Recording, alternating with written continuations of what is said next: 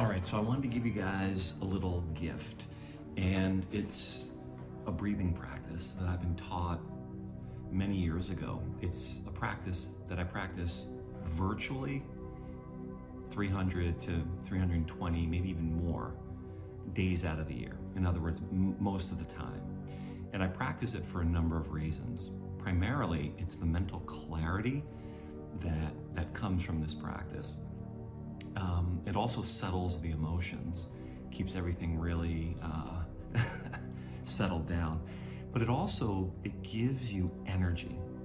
The beautiful part of these particular breathing practices, or what are called pranayama practices, is that when you combine them in the way that we're going to be doing it meets you right where you are. If you need energy, it gives it to you. If you need to settle down and your nervous system is a little stimulated, well, it's going to meet you there. If you need mental clarity, if you need some emotional stability, it'll meet you right where you are.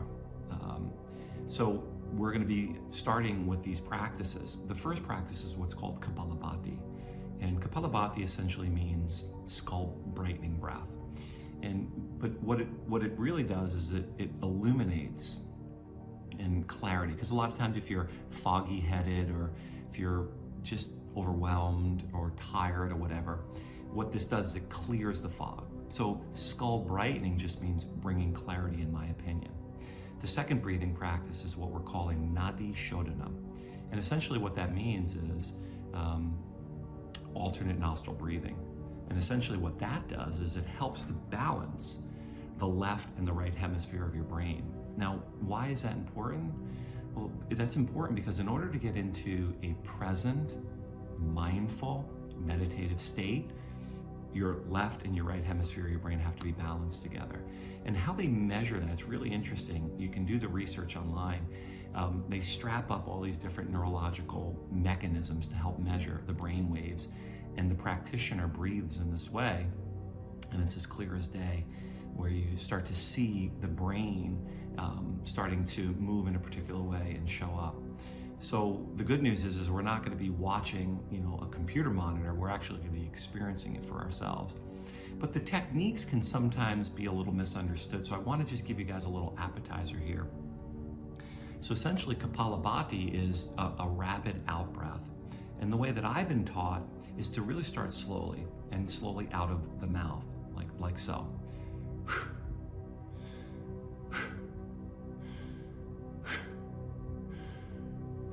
Almost like you're trying to blow out a candle.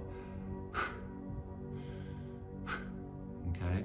And then with time, you're able to get it a little bit more rapid. So it would be something like,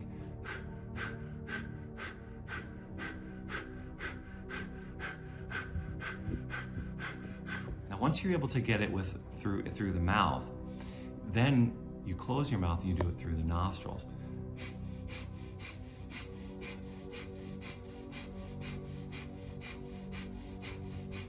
It's just a rapid exhale. Now, we're going to be coupling up Nadi Shodhana with it. So Nadi Shodhana just means alternate nostril. So you'll be breathing in through one nostril. Now you can clog, or I should say block one nostril with your finger like this, and then take the other hand and block the nostril when you breathe it out. But essentially it's in through one, a bit of a retention, out through the other. And it gives you a little bit of like a chevron, or like an inverted V sensation where the breath moves in.